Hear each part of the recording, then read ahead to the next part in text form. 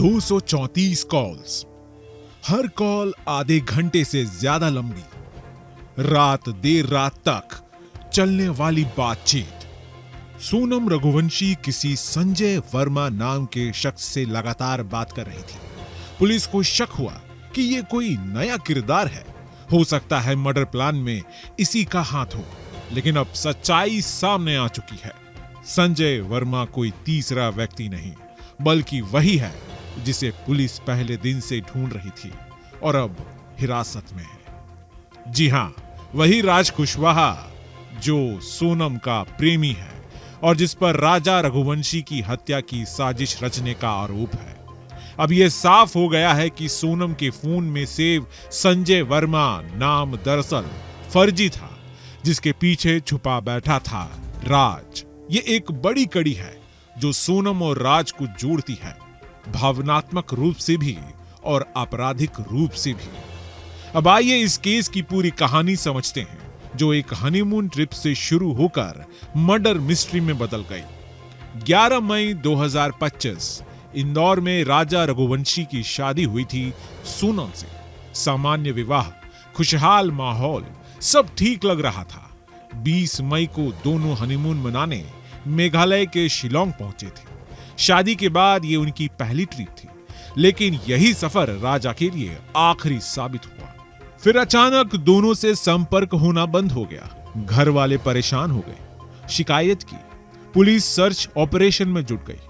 फिर 2 जून को राजा की लाश चेरापूंजी के पास एक गहरी खाई से बरामद हुई। शरीर पर गंभीर चोट के निशान थे। फिर भी सोनम का कोई अता पता नहीं था।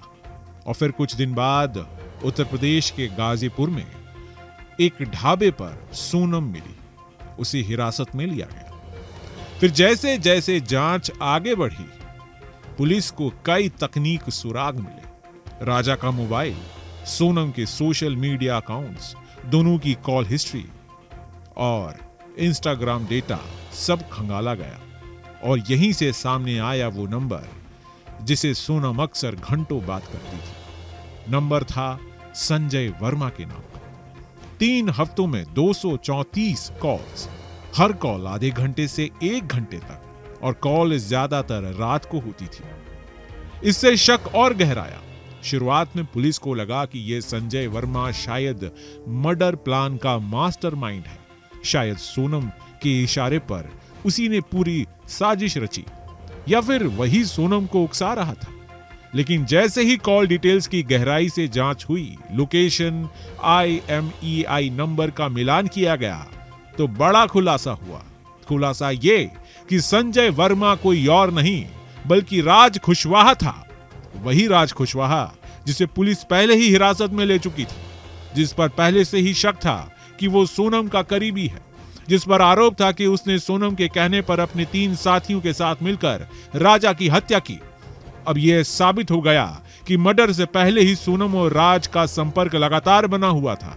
दोनों न सिर्फ मानसिक रूप से जुड़े हुए थे, बल्कि लगातार मर्डर की प्लानिंग में भी एक्टिव थे। सोनम के फोन में उसका नाम बदलकर संजय वर्मा के रूप में सेव किया गया था, ताकि किसी को कोई शक न हो। इस बीच पुलिस को यह भी पता चला कि सोनम ने राजा की इंस्टाग्राम लोकेशन जानबूझकर राज को भेजी थी। राज और उसके साथी विशाल, अजय और गोलू मेघालय पहुंचे। राजा को सुनसान इलाके में ट्रेकिंग के बहाने ले जाया गया। फिर उसे पीछे से धक्का दिया गया। जब वो गिरा तो जिंदा था। उसके सिर पर वार किया गया और लाश खाई में फेंक दी गई। इस सब के बाद सोनम ने राजा का फोन लिया और इंस्टाग्राम हैंडल से पोस्ट किया, ताकि लगे कि राजा अब भी जिंदा है। लेकिन पुलिस ने सबूत इकट्ठा किया। राजा की location, Instagram logs, call details और आखिर में संजय वर्मा के पीछे छुपे राज कुशवाहा को बेनकाब कर दिया। राज और उसके 3 साथी अब पुलिस की हिरासत में हैं।